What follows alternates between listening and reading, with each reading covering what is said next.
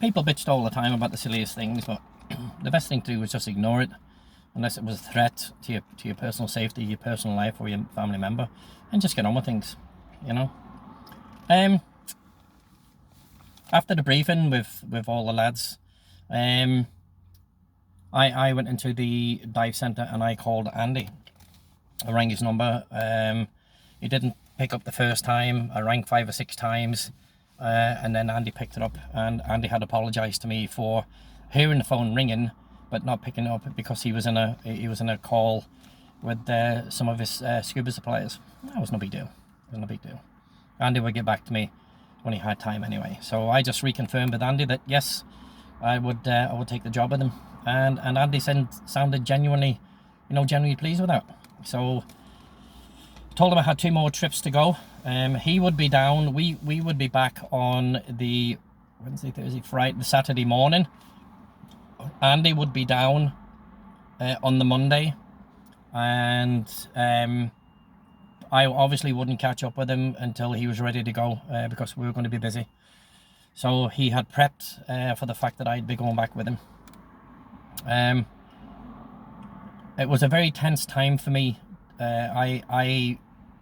My stomach would not every time I thought of the fact that of going up to Miami and leaving Dave on the island, especially having seen him deteriorate, his mental health deteriorate.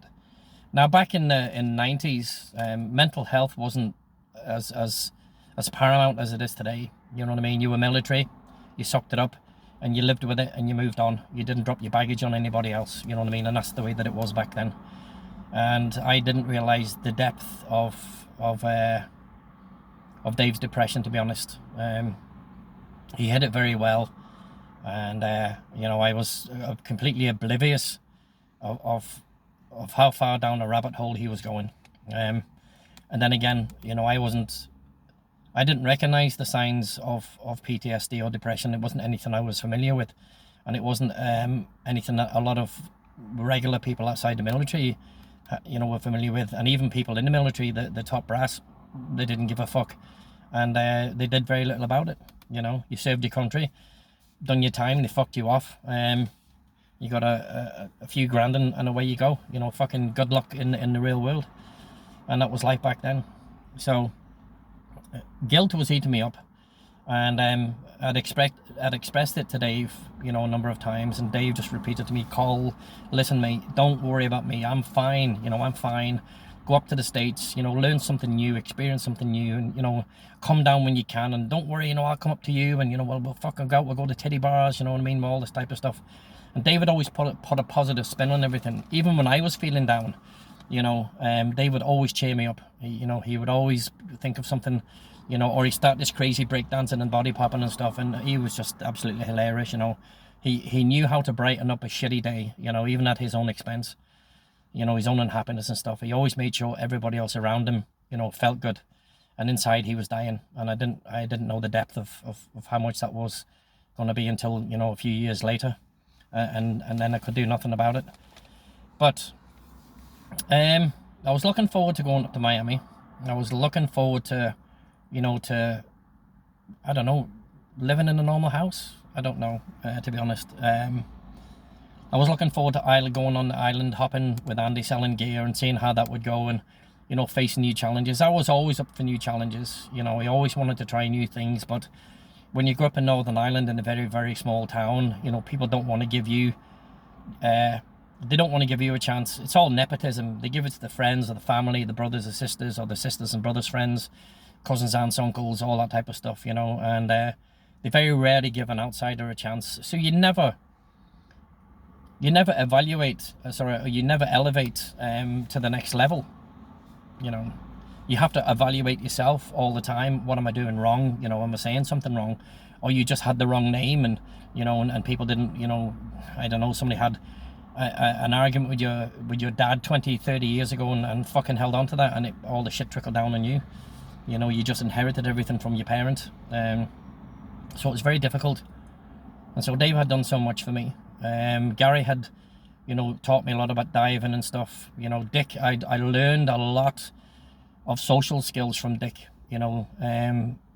Dick was a funny guy, and, you know, having been in Vietnam and, you know, the special forces and everything like that, Dick saw the world, you know, a different way. He saw the same things as David. They saw the world together, you know, the same way and stuff, and had been through, I suppose, you know, wars and killing and, you know, and fighting and all that type of stuff, and, you know, defending your friends and, you know, all those things, you know. So they saw the world in a different light. It wasn't always rainbow and sunshines and roses, but they made the best of it. I wouldn't have thought that Dick, you know, had been a soldier. He hid it very well also. He never bragged about anything.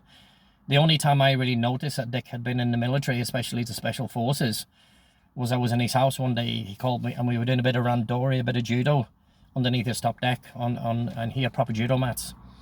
And he took me up for a cup of coffee in the house.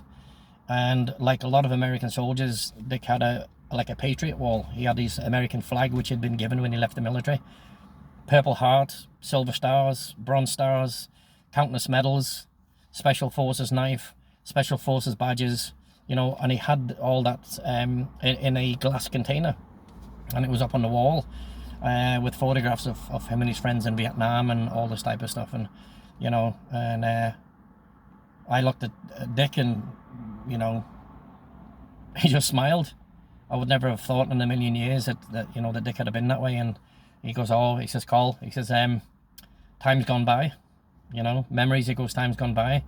Turn the page, he goes, turn the page and move on, write a new page, you know. And he was like that. He never dwelt on the past. He didn't live on glory days. It had been a part of his life. You know, Dick was very fortunate. You know, he was born into money. His dad was in oil. His parents were in oil. Family was in oil. And, you know, Dick inherited money. He earned his money as well, but he inherited a lot of money. And money afforded him to, you know, live a nice lifestyle. It wasn't lavish. Dick, you know, didn't live in a massive mansion. You know, he wasn't made of marble or gold or anything like that. It was a nice 2-story wooden house on stilts. And it was 50 meters from the beach. And he had his own land. And Dick, you know, had worked that, had helped build his own house, had cleared his own land, had fenced his own land, you know, and maintained it. He had a cleaner. He wasn't married. He came and went in as he pleased. And Dick was just a nice guy. And I learned a lot of social skills, you know, from Dick, because Dick kind of took me under his wing like David. And, you know, Dick kind of taught me how to speak to people. You know, he taught me to evaluate things before I lost the plot, or before, you know, lost my temper and stuff like that. And Dick would say, you know, Col, you know, clench your fists, take a deep breath, you know what I mean? And, you know, before you punch somebody in the face, you know, think about the consequences, you know what I mean? Before you stamp on somebody's windpipe or, you know, this type of thing, you know, or throw an axe or something, he goes, think about the consequences. Well, I did these things and I didn't think about the consequences. So living on an island became very difficult for a while, because once people got to know you, that you were living there, you know, then the guys who were the racists, the guys who liked to point the finger and, you know, call people names and sabotage your property and all this stuff, you know, they were the ones who caused the problems. And they did this at the town hall meetings, and then they riled other people up. They riled the mob up, and then people got upset, and, you know, and shit started to happen. So Dick had went through that. Larry Parker had went through that. Gary and David had went through that. Ray Bowers had went through that.